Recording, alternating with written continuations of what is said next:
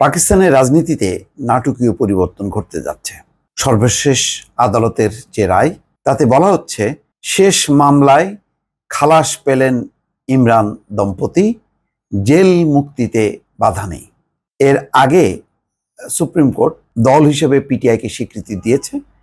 এর ফলে সংসদে সংরক্ষিত 23টি আসনের মালিক হয়েছে পিটিআই এবং তাদের অবস্থান হচ্ছে একক দল হিসাবে তারা সংখ্যাগরিষ্ঠ আসনে এখন পার্লামেন্টে অবস্থান করছে।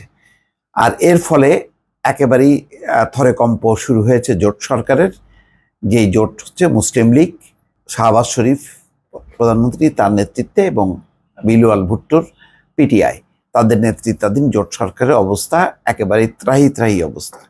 এই অবস্থার মধ্যে আরেকটি আদালত রায় দিলেন যে এখন আর মুক্তিতে বাধা নেই, কেননা ইমরান খান ও বুশরা বিবির বিরুদ্ধে যেই ইদ্যত মামলা, সেই অভিযোগ তুলে নেওয়া হয়েছে। খবরে বলা হচ্ছে বড় স্বস্তি পেলেন পাকিস্তানের সাবেক প্রধানমন্ত্রী ইমরান খান। ইসলামাবাদের জেলা ও সেশন কোর্টের একজন বিচারপতি শনিবার ইমরান খান ও তার স্ত্রী বুশরা বিবির বিরুদ্ধে ইদ্যত মামলায় দেয়া অভিযোগ তুলে নেন। এই মামলাটির কারণেই পিটিআই প্রতিষ্ঠাতা জেলে আছেন। অন্য মামলাগুলোতে হয়তো তিনি জামিন পেয়েছেন, না হয় খালাস পেয়েছেন। শনিবারের এই রায়ের পর তাকে জেলে আটকে রাখার কোনো বিদ্যমান মামলা আর নেই, খবর দিয়েছে অনলাইন পত্রিকা ডন। এতে বলা হয় ইমরান খান এই মামলায় প্রায় 1 বছর জেলে আছেন। শনিবার দিনের শুরুতে মামলা রায় সংরক্ষিত রাখার পর স্থানীয় সময় বিকাল 3টার সামান্য পরে বিচারক আফজাল মাজোকা রায় দেন।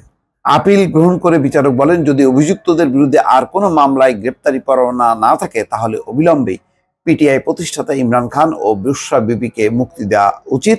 বিচারক বলেন, পিটিআই প্রধান ও তার স্ত্রীর মুক্তির আদেশও ইস্যু করা হয়েছে। রিপোর্টে বলা হচ্ছে ইমরান খানের সামনে জেল থেকে মুক্তি পাওয়ার আর কোনো বাধা নেই। এর আগে তিনি বেকসুর খালাস পেয়েছেন তোষাখানা ও সাইফার বা কূটনৈতিক বার্তা বিষয়ক মামলায়। জাতীয় নির্বাচনে কয়েকদিন আগে গত 3রা ফেব্রুয়ারি ইমরান দম্পতিকে ইদ্যত মামলায় অভিযুক্ত করা হয়। বুশরা বিবির সাবেক স্বামী খাওয়ার ফরিদ মানেকার মামলায় তাদেরকে অভিযুক্ত করা হয়েছিল। ফরিদ মানেকার অভিযোগ করেন, বুশরা বিবির ইদ্যতের সময় শেষ হওয়ার আগেই ইমরান খানের সঙ্গে তার বিয়ে হয়। এই মামলার শুনানিতে সিনিয়র সিভিল জজ কুদরতুল্লাহ সাবেক প্রধানমন্ত্রী ইমরান খান ও তার স্ত্রী বুশরাকে 7 বছর করে জেল এবং 5 লাখ রুপি জরিমানা করেন।